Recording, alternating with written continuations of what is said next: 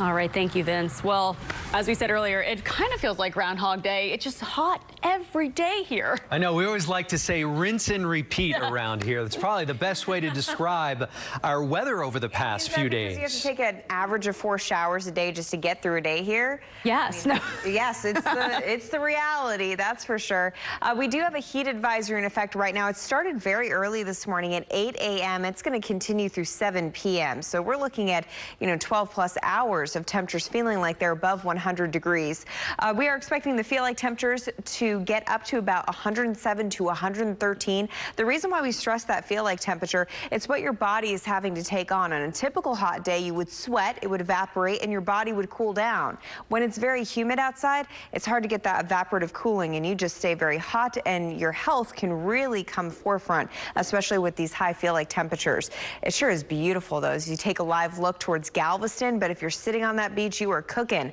91 degrees, feeling like 107 degrees, and we're not going to drop our feel like temperatures below 100 degrees, at least at the coast, until well after 9 o'clock this evening. Away from the coast, it feels like 105 in Katy, 107 degrees in Sugar Land, 100 degrees at Bush Airport. Again, this is just the beginning. It's going to continue to increase as we go into the afternoon. Not really looking at large rain chances for today, but we do have a cold front to the north of us. It's slowly falling apart as it moves down to the south, but it could trigger an isolated shower overnight in our far north counties, maybe as far south as Walker County. And then as we go into Wednesday, it's at least going to provide a chance of an afternoon shower. Today, though, rain is out. We're expecting upper 90s, those triple-digit feel-like temperatures all the way through the evening forecast. We won't really get a break until we get closer to about 8:30, 9 o'clock this evening. Now, we do have a lot to discuss in the tropics. We have Tropical Storm Dorian. We're also watching what could be Aaron over the next day or so. Details coming up.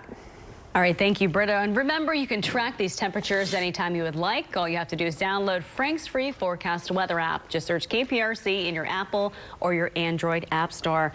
And as Britta just mentioned, right now from the Caribbean to Florida, all eyes on Tropical Storm Dorian.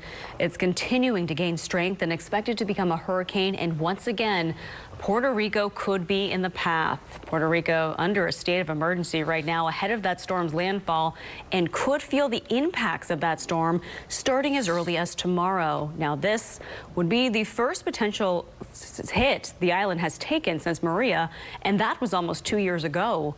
People there, though, still dealing with the devastation after that Category 4 storm hit. People there are scrambling to stock up on supplies and making sure they're prepared if Dorian does hit. Now to the trial for a man accused of killing 6 family members and injuring a 7th. As it moves into day number 2, Ronald Haskell is on trial accused in that heinous murder. Today, a member of the crime scene unit took the stand. Channel 2's Kathy Hernandez joining us now live from downtown Houston with more on today's testimony. Kathy, good morning. Good morning. Right now, a deputy with the crime scene unit is on the stand. He is one of those crime scene unit members that responded to the Stay family home back in July of 2014 and collected evidence and took pictures of the crime scene. In day 2 of the Ronald Haskell capital murder trial, the prosecution has been showing the court crime scene pictures of inside and outside the Stay family home, many alarming, and showing the family's bodies in the bloodied living room. It's where the crime scene unit collected multiple shell casings from a 9mm gun, and nearby would appear to be a homemade silencer, according to the prosecutor, and a T-shirt found on a curb in the front yard. Haskell is charged with the murders of Katie and Stephen Stay and 4 of their children inside their spring home back in 2014. Their 5th child, Cassidy, was shot but survived. Prosecutors say the killings were planned and intentional. The defense argues Haskell is insane and voices in his head told him to do it.